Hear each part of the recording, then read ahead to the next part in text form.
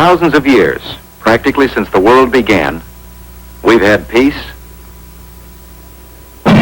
and war. Peace and war. We marked out boundaries and went to war to change them. We developed trade and fought over it. We invented machines and put guns on them. And every time peace got its feet on the ground, another war blew the hell out of it. Today, we have another chance for peace. Maybe the last chance. Well, what have we done about it? 50 nations who want peace got together. They formed the United Nations Organization. Purpose? To stop wars. To see how this organization is going to work, let's take a couple of countries. Call them Highland and Lowland. Suppose Highland is arguing with Lowland about a boundary.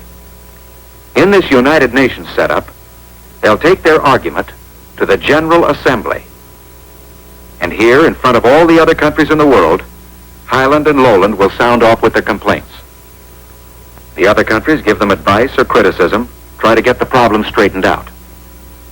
But suppose after hearing the arguments, the General Assembly decides that this is a job for legal specialists. In this case, they take their legal tangle to the International Court.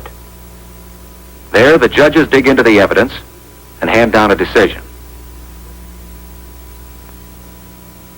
But countries have other problems. They get into economic trouble, business jams. The factories in one country and the raw materials in another can lead to all sorts of fights over trade. Price arguments, shipping problems, taxes, trade laws, money value, and other tangles can get trade relations between countries all snarled up. This kind of question is one for the Economic and Social Council, an outfit set up especially to handle this sort of thing. This council sends a committee to study the raw materials of Lowland and the industries of Highland, and then suggest ways for them to get together and do business without scrapping. Most countries can settle their disputes peacefully, because all the other countries of the world will insist on peaceful settlement. But suppose a country doesn't want to play ball. Suppose it starts arming, making threats. Then the United Nations has a powerful last resort.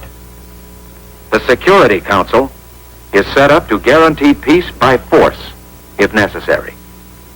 If the Big Five, Britain, China, France, Russia, and the United States, and 2 of the 6 other nations on this council decide that a country is hell-bent for trouble, they step in and say, look, either you settle this peacefully, or we'll settle it for you.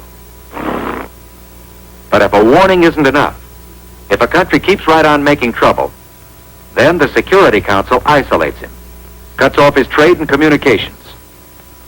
And if this doesn't stop him, the Council can shoot the works, calling on the other United Nations for armed force to stop the fight. The United Nations Organization is a working plan for peace. 50 nations have decided to put war out of business. This plan may not be perfect. It's still open for improvements. But it is a chance for peace. And up to now, it's the best chance we've ever had.